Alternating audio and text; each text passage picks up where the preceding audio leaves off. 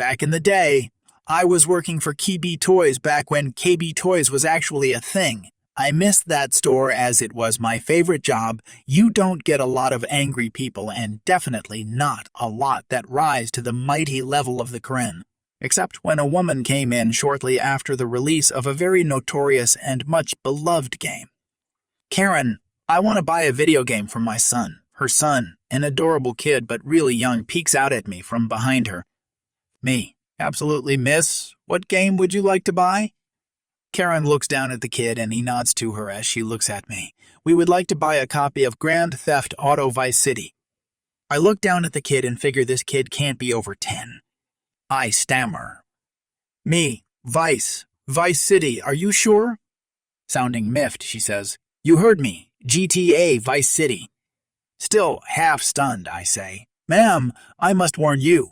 This is an M-rated game. Your son may be too young for the... Sounding angry now and completely interrupting my warning, she screams, Grand Theft Auto Vice City is the game my child wants, and that is the game he will get.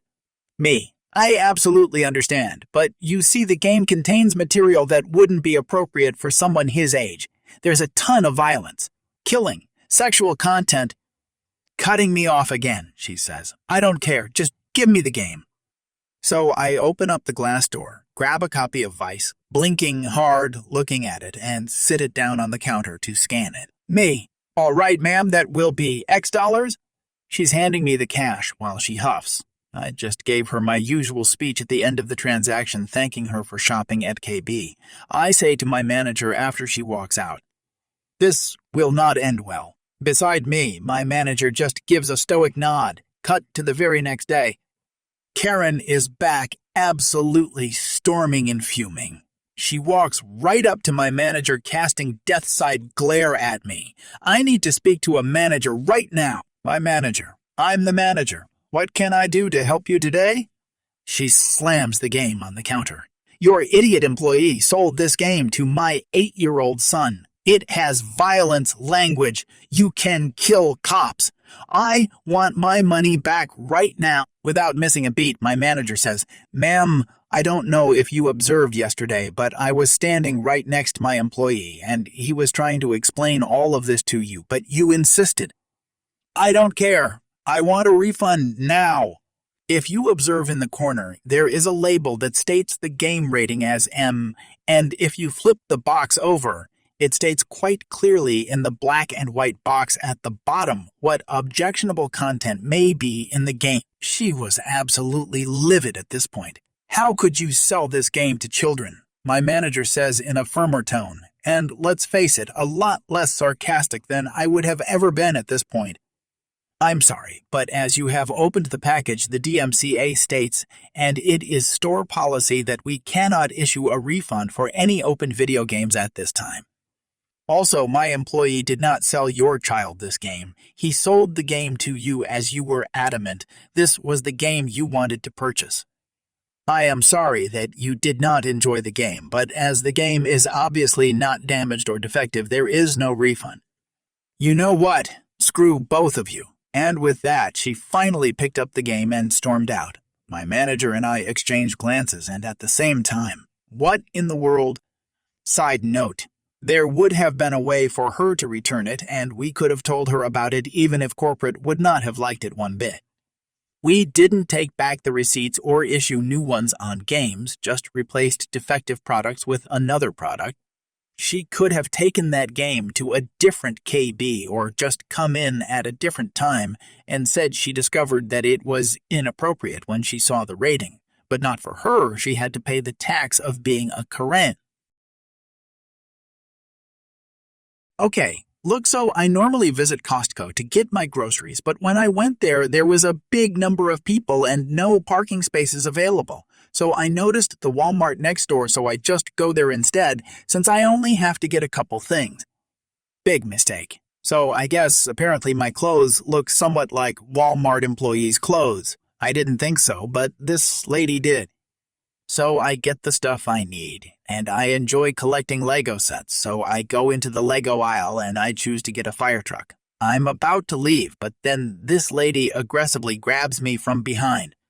Now that I think about it, she was probably on something, and she says in an obnoxious tone, "You, where are the toy guns?" I then proceeded to tell her, "Ah, I'm sorry, but I don't work here." She then aggressively tells me, "Fine," and I tell her, "Sheesh, you don't need to be so rude." Then she turns around and says, "Excuse me." And I say, "You don't need to be so rude again." So then she starts freaking out and says, "Do you know who you're talking to?" And I just try to walk away. Then she starts freaking out even more, starts screaming and yelling, "Security, come here." So I tell her to please shut up, and she spits on me and calls me a witch. Like, what in the world is wrong with her? So then security comes over. I tell them my side of the story and how she spat on me, and she says that I was being a jerk. So then the manager apologized, and the crazy lady got arrested because spitting on someone turns out to be considered assault. Anyway, crazy Karen is now at the police station, and I'm here telling this story. Oh yeah, also, I'm never shopping at Walmart again. That place is crazy. I live with my parents in a large 500-house, gated community. For the past 20 years, the HOA has done a good job keeping the roads, sidewalks, pools, and small clubhouse maintained. A large number of houses overlook an old and well-loved city park where a number of ducks, geese, and the occasional lost pelican or stork live. The park is completely unconnected to the HOA or gated community. Early this year, park management announced they were going to be doing extensive deep maintenance, like cleaning and restocking the lakes, pruning trees, cleaning the gravel paths, etc. Included in this was a complete teardown and reconstruction of the restrooms, which my dad swears were from the 70s.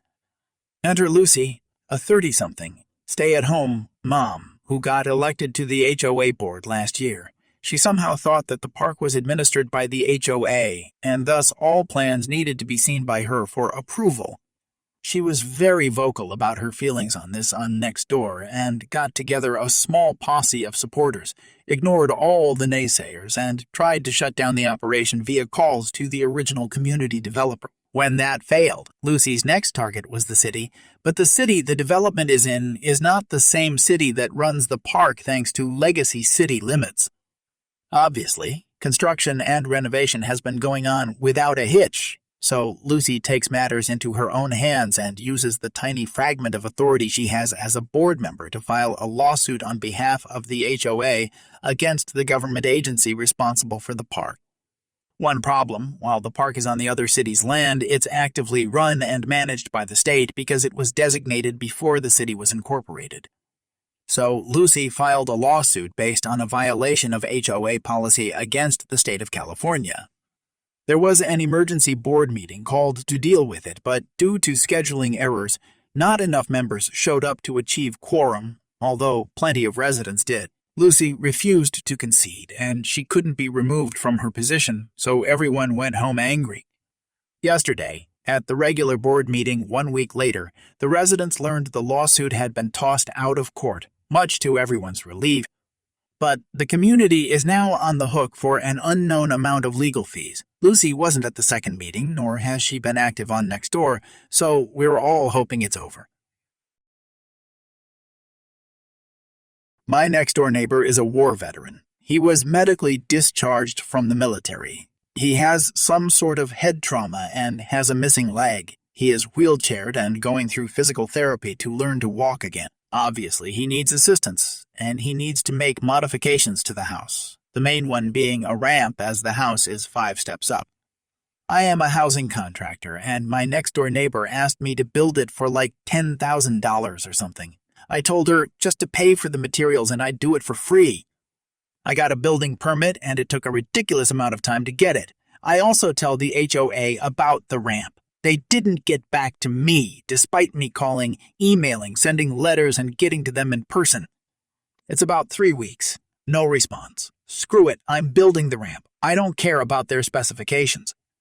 During this entire time, whenever he had to enter or leave the house, 2 people would have to carry his wheelchair up or down. It's a pain. Really ridiculous. I start building the ramp, and I'm about halfway done. I go home to finish it the next day. The next day, the HOA sends a nasty letter to the house informing them that the ramp doesn't meet the HOA specifications. Something about the aesthetics and the right color wood. We ignore the letter. A neighbor complains and threatens to bring a lawsuit over it. Are you kidding me? There is an HOA meeting to discuss other stuff, but I've just about lost my patience over all of this. I finished building the ramp and the HOA is demanding we deconstruct it. I go to the meeting and I explain how the HOA never got back to me and that it's their fault they don't like the aesthetics. They said rules are rules and you must follow them. I lost it at this point and yelled, "Shut your mouth. That man sacrificed his legs for us. You all are disgusting pieces of trash for making his lives harder. You should all be ashamed of yourselves." HOA president tells me to calm down, and I tell her to shut her ugly mouth and that I will not be making any of their dumb adjustments and I will go to court over this. They're violating the Americans with Disabilities Act. We'll have a field day with them in court. They shut up after that, but my God, I can't believe there's people like this. Quick background. I'm 16. I'm in college. I don't have any classes on Thursdays, so I work Thursdays and weekends behind the juice bar in a big local coffee shop. My neighbors, I live with my dad most of the time, are a couple with one kid who is an 11-year-old boy. Basically, the mom is a bit insane. I literally dread running into her, so I wasn't super thrilled when she knocked on my door last week and asked if I could bring her kid, let's call him Jake, to work with me that Thursday for his school's Take Your Kid to Work Day. She explained that since she's a housewife and her husband is a surgeon, aka he works in a super high-speed, high-stakes environment, neither of them could do it. I've made a fair share of her post-yoga green juices, so I couldn't really deny the fact I worked Thursdays, so I said, hey, why not? I figured how bad could it be? I'll just take the kid along with me, and he can drop a few oranges into the machine or something. Oh my God, was I wrong? Thursday comes, and I pick Jake up in the morning on my way to work. We arrive, and upon the store's opening, he immediately starts kicking up a fuss about not having full creative control over the customer's juices. I'm talking like someone orders a strawberry banana and he wants to add a zucchini. Eventually, this gets annoying, and he won't stop shoving me around. This kid is pretty much the same size as me, so I stick him in the break room to get a snack and cool off. 20 minutes later, the door opens, and none other than Jake's mom walks in with a massive, very professional-looking camera around her neck and a tripod tucked under her arm. Keep in mind that it's now 10 a.m. in the city center. The store is far from empty. This woman proceeds to walk up to the juice bar and announce to me, while I'm midway through making a customer's order, that I have to let Jake make some juices so she can do a photo shoot of him working. I didn't really know what to say to that, so I just told her that he'd had a go at helping with some orders under my instruction, and he flat out refused to do it right. I then asked her to wait a second while the customer I was serving pays for his drink. She did not like this. She asks where Jake is. I say the break room. She opens the little staff gate thingy and walks behind the juice bar and up to the break room. My coworker, who has been watching this whole mess unfold, runs after her, while I finish ringing up the poor customer's juice. Jake runs into his mom's arms and starts sniffling about how I apparently locked him in the break room with no food or water, lies. Now, my manager is on the scene. He's having a shouting match with Jake's mom. My coworker and I are trying to shoo the mom and kid back out onto the shop floor. It's just a general mess. Suddenly, Jake drops to the ground like a freaking rag doll, as in, he goes totally quiet, totally limp.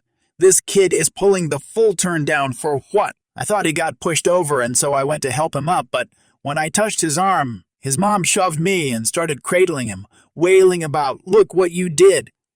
Keep in mind that there are several customers seated in here. Everyone in the shop is watching. I just stood there like an idiot, staring at this banshee of a woman kneeling over her fake dead son. My manager was obviously getting increasingly furious, and eventually the mom hoists up Jake, who is magically revived, and the pair storm out. We were all completely silent in disbelief for a few seconds, all just wondering what the hell went down. I decided to post this on here because when I came into work last Saturday, my manager informed me that the mom had come into the store the previous day suggesting I be fired.